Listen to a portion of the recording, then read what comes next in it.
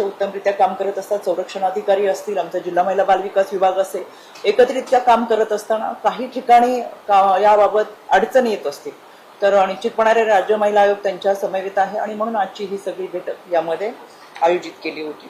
यामध्ये ही बैठक आयोजित करत असताना ह्युमन ट्रॅफिकिंगच्या बाबतच्या ज्या केसेस आहेत त्या बऱ्याच वेळा रेल्वे स्टेशनवरती आल्यानंतर बाहेर राज्याच्या मुली असतात, त्यांना भाषेची अडचण होती, भाषा समजत नाही, त्यांना फूस लावून आणलेलं असतं, त्यांना सुद्धा संरक्षण देण्याची जबाबदारी ही आपली पुणे पोलीस रेल्वे विभागातून घेतली जाते.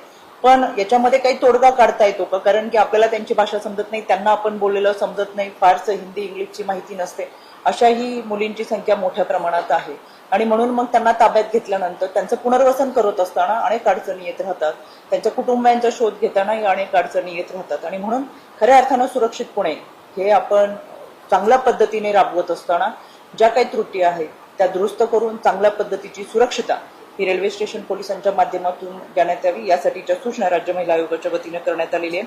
2026 म्हणजे या वर्षामध्ये एकूण 13 मुलं आणि मुली ही पुणे रेल्वे स्टेशनवर सापडली.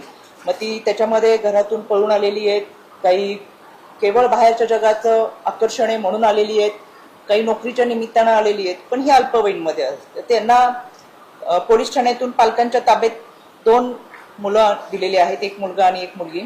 याच्यामध्ये बालगृहामधून पालकांच्या ताब्यात म्हणजे काही दिवस बालगृहामध्ये ठेवून पालकांच्या ताब्यात दिलेल्या एक मुलगी आहे आणि बालगृहामध्ये अजूनही ठेवलेल्या बाल किंवा मुलं आणि मुलींची संख्या ही 10 आहे.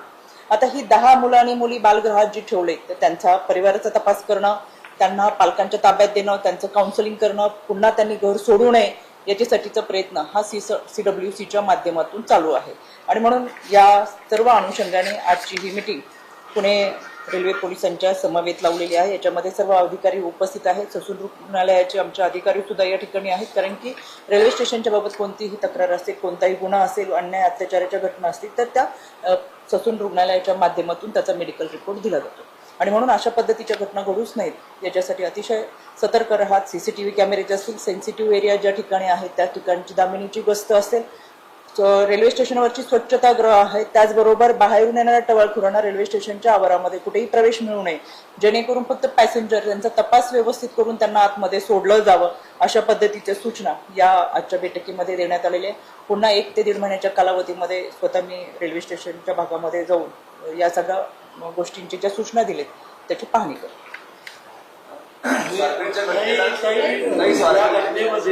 पोलिसांनी 1 तासामध्ये आरोपीला पकडलं, 17 तारखेला घटना घडली, तरी 3 दिवस पोलिसांना कोणतीच माहिती दिली जात नव्हती. म्हणजे आपल्याला माहिती का ही दिवसानंतर ते सगळं प्रकरण समोर आलं, त्याच्याबद्दलची माहिती सांगते.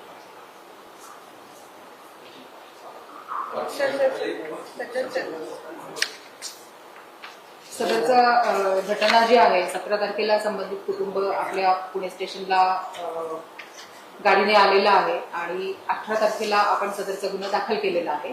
त्याच कालावधीमध्ये आपली भरती पण चालवली होती आणि फक्त पुणे स्टेशनला PI खोपीकर हे आणि PSI धापटे ज्या तपास अधिकारी आहेत त्यांना आपण भरतीतनं सोडलेलं होतं, ते जाऊन तपास करत होते. त्या ह्याच्यामध्ये भरतीच्या ह्याच्यामध्ये आपल्याला कळवणं राहून गेलेलं असेल, परंतु यापुढे लक्षात घेतलं जाईल.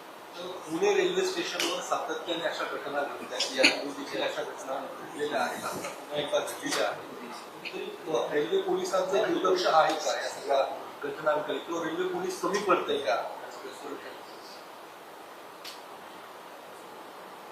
मुळात कसं आहे की पुणे रेल्वे स्टेशन ह्या 6 प्लॅटफॉर्म.